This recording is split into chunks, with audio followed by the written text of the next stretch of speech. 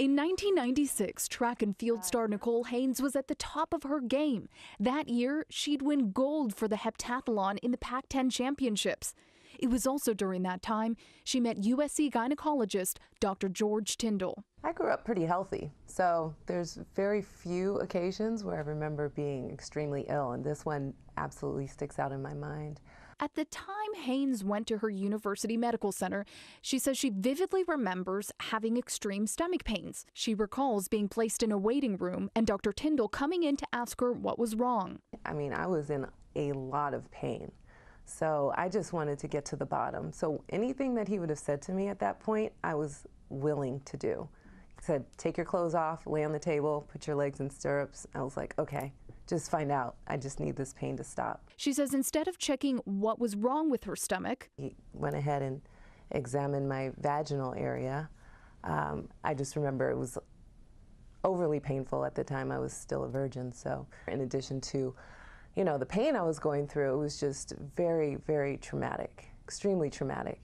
And, you know, after I got done with the exam, I was like, okay, where's my script? What do I need to get? Where's my prescription? And he was like, oh no, you just have food poisoning. Go home, it'll pass. I was like, what?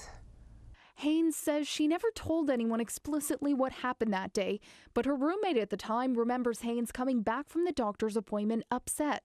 When we spoke to her former roommate, she also said she remembers that time clearly because Haynes never got sick or went to the doctor. Haynes is now among hundreds of women making sexual misconduct claims against the doctor. Tyndall's lawyer said to us in a statement, Dr. Tyndall continues to deny engaging in any unlawful conduct while a gynecologist at USC. Tyndall worked for USC for 3 decades, and beginning in the 1990s, several complaints were made against him, but no action was taken until a USC investigation just last year. USC has now agreed to a $215 million settlement over a class action federal lawsuit, but attorneys suing on the state level are challenging the decision. They believe the settlement essentially shields Tyndall and the administrators who allegedly didn't take appropriate action after initial complaints.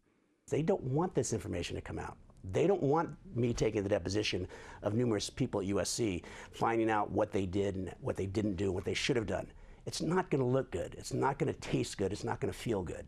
So you get a class action settlement done, you hope to kind of stop that. Women who are confirmed class members and agree to the settlement will be eligible for financial compensation starting at $2,500 and up to $250,000 for those who provide more details about their alleged experience. Haynes says there's no way she'd ever settle with Dr. Tyndall and hopes other women will do the same.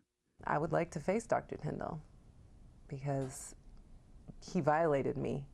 And he needs to know that this is not okay. Representatives for USC gave us a statement which says in part, we're looking forward to bringing resolution to this difficult experience in a manner that respects the dignity of all of those impacted and helps us take another important step in healing our community. From ABC7, this is Eyewitness News. He violated me, and he needs to know that this is not okay. A former USC athlete speaking out for the first time about what she describes as a sexual assault by a university gynecologist who was forced to resign.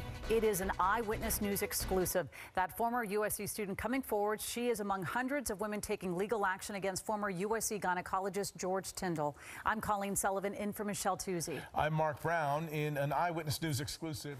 Meantime, that former USC student, Nicole Haynes, one of several sexual assault survivors who took part in a rally today in Sacramento. Haynes joined Olympic gold medalist Arias and other victims to back a bill by San Bernardino Assembly member Eloise Gomez-Reyes, allowing them to seek justice in court. Assembly Bill 1510 would give accusers of USC Dr. George Tyndall the ability to file a claim in civil court that can't currently be filed because of the state's statute of limitations. Inaction by law enforcement, USC, and individuals who turned a blind eye empowered this predator to thrive and cause incalculable damage.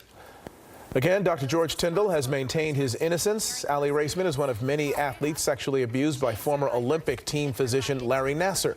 The former Michigan doctor is now serving a 40 to 175-year prison sentence. A former assistant soccer coach